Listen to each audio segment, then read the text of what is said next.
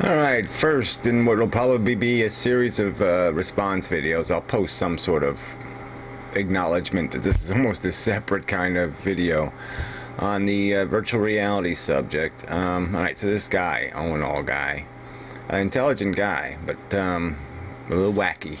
Okay, yeah, he doesn't have Einstein hair, but there's something frizzy inside his brain.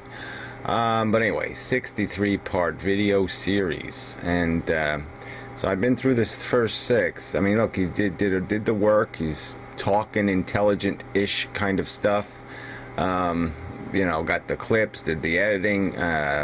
You know, I mean, I got nothing but respect for the work and the effort. I'm not charmed by the content. Right, only been through 6 of them. And you know, this is kind of heavy crap he's talking, so I got to think about what he's saying, and I got to take notes and all this crap, and it's ended up being a lot of work. And so in the first 6 videos, he has not bent a neuron in my head, not one. He hasn't even gotten one a little bit saying, "Oh, yeah, that's a good point." Nothing. I mean, nothing. The same old fucking things have been over again, over. And so we'll go down this list, but this is not looking good. So yeah, I'm not gonna, you know, this is real leisure time stuff, so maybe I'll do a video once a week and get through 6 of these. So maybe by the middle of the summer we'll finish the conversation. I mean, I'm tempted just to get to the punchline, the summation video, and beat the shit out of that. I don't like his attitude either. He's really arrogant. All right, he's an intelligent guy, but all his intelligence is up his own ass. You know, and it's just such a... Well, anyway, I'll just get to the points. I wrote really crude notes, and that's all I'm going to do. I'm not going to argue all this, what professor says what fucking experiment's going on where, about some kind of other kind of bullshit. And, you know, you might as well start bringing up Asian flu or some kind of other bullshit that has nothing to do with the subject. All right, so first off, I think your understanding of a zero-sum game is flawed.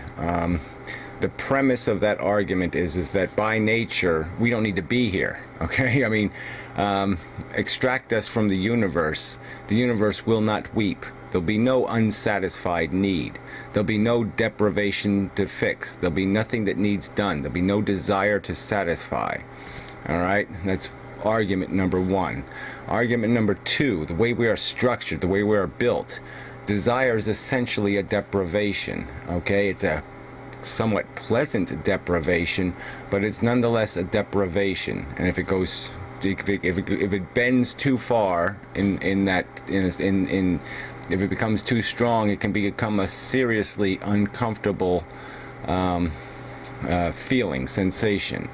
So yes, it has a flavor of positive, but that's because of the way we've been built. We've been built to run on desire. So of course that gasoline would be tasty to us, because we've been built to run on it. It is the key mechanism of our motivation now. We're no longer robotic little organisms. We are now we have been nuanced by this psychology, by this capacity to feel. And you're just discounting that's the ball game, though, is this word deprivation, is the word, the creation of the need in the first place. And that's why it's a zero-sum game, because if you just don't create the need, you have no deprivation to satisfy. Okay, the only positives in the universe are the eliminations of negatives, and I stand by that statement, and you've done nothing to erode it whatsoever. That is the nature of this beast. We are essentially we are essentially attempting to erase negatives, and that's where we derive our pleasure. We satisfy a deprivation. All right, so, you know, and it's not an individual thing, it is a collective thing. Consciousness as a net entity. But anyway, what you said, yeah, no win. Sorry, fail. Educating people. This is some sort of alternative. We create these educated people, they won't need as much, and they'll function so much more efficiently, and then we don't need virtual reality. Totally, I think, unrealistic, number 1. Number 2, it is counterintuitive to what the natural process is. It's denying this fact that we are by nature individuals. this education would just basically be attempting to Stepford wife us, to make us more mechanical, more consistent, more standardized. So you screw individuality in that sort of situation, and it just ends up being a conditioning. It's just, you might as well just call it conditioning or reconditioning. That's what education ends up being, when your intent is to create a certain outcome. So I just think it's just totally unrealistic. I don't think you can do it politically or economically or in any sense of the way. I don't think you're ever going to get to that point where you're going to master race us into being benevolent human beings. I just don't see it happening. Good luck.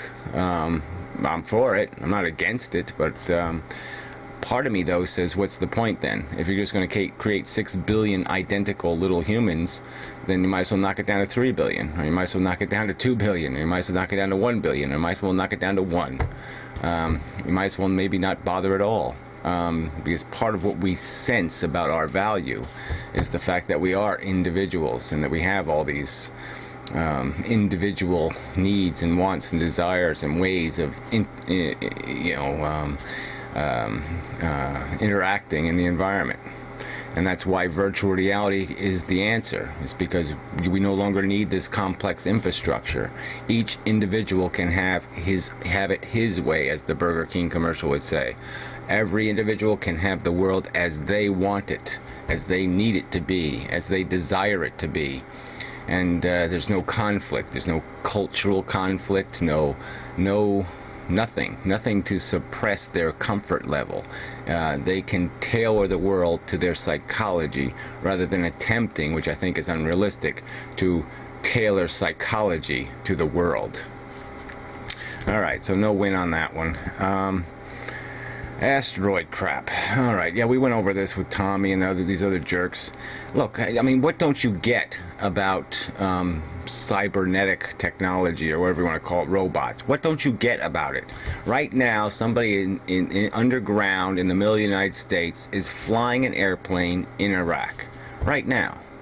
Right now, there's somebody doing complex procedures on eggs, little tiny human eggs, and they're using machines, okay, that aren't fingers, okay? They're using machines that will inject the needle and pull out the DNA and do all this. They're doing it mechanically, okay, not directly, mechanically.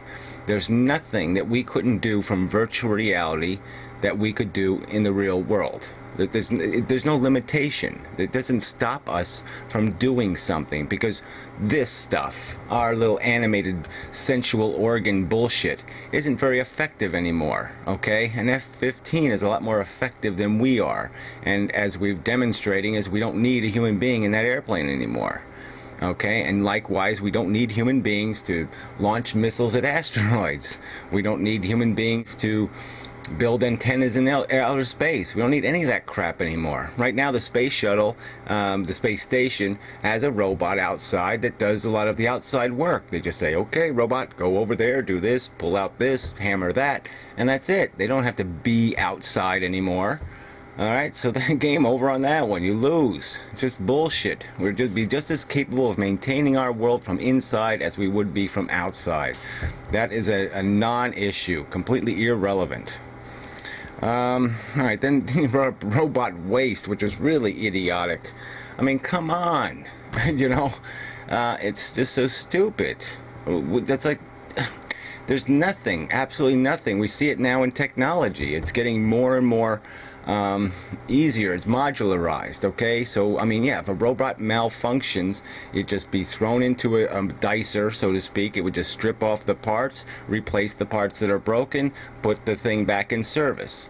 Alright, just rebuild it again out of the spare parts. And the broken parts, yeah, you smash them and use them as raw materials again. There's just no problem recycling the servants, the robots that would be needed, the maintenance devices, the whatever you want to call it. And there's just nothing. There's no obstacle to that.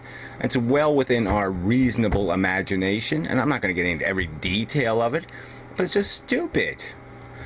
Okay, so, you know, why waste, you see, that's just wasting my fucking time. I mean, you can't apply that much imagination if you're gonna make an argument out of something that lame.